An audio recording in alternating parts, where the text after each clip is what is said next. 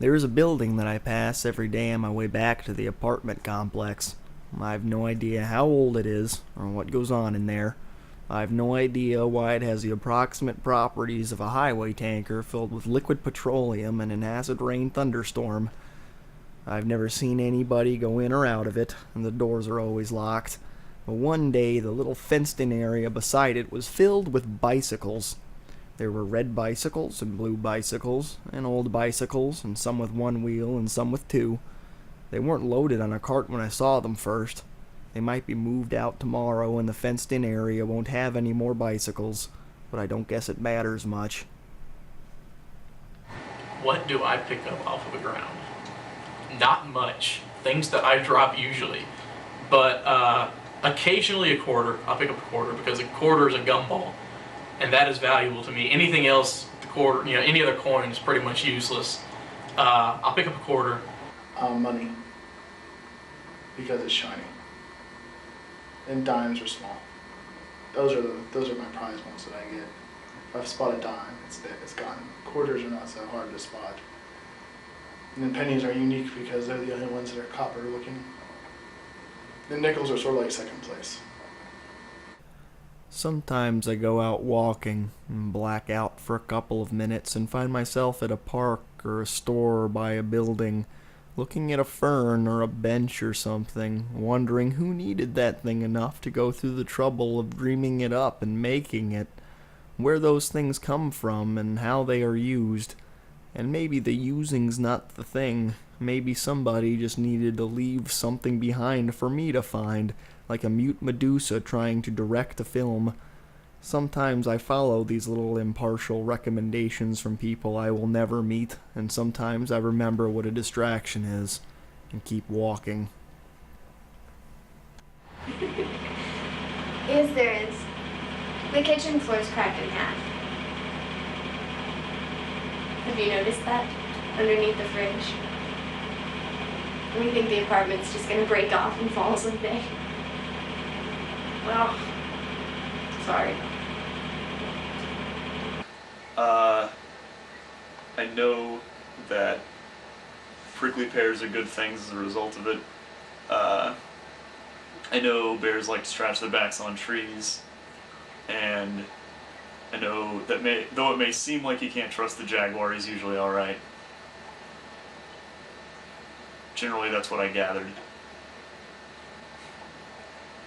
The guy I was dating actually told me, like, we're not getting married unless you learn to cook. And it terrified me because I was thinking, what if everyone thinks that I have got to learn how to cook? I'm going to be alone the rest of my life.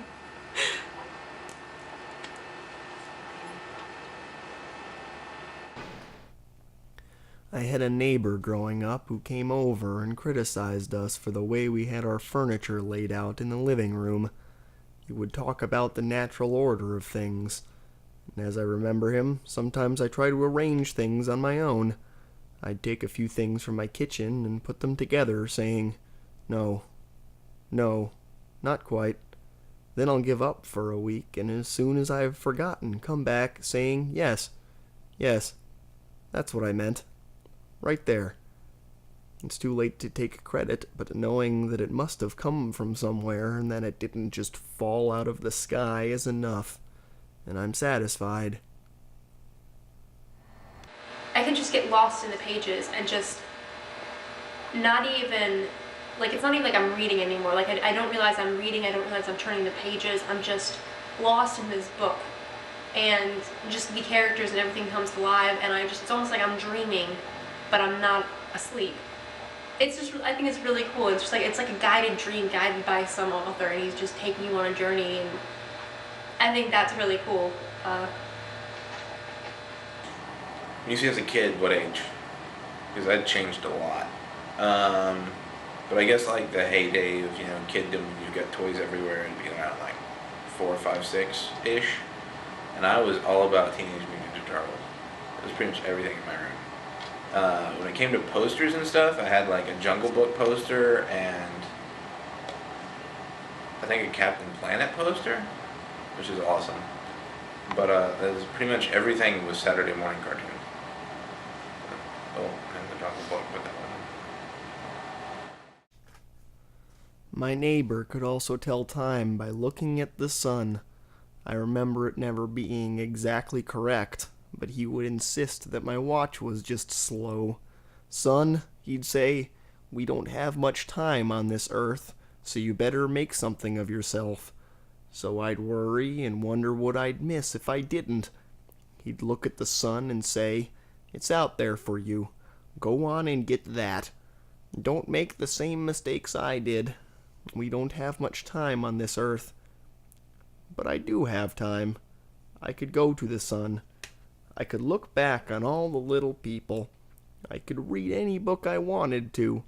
I could tear out all of the pages and throw them onto my bed and roll around in them saying, this is what a mind is, all at once, all of God's masterpieces, all at once.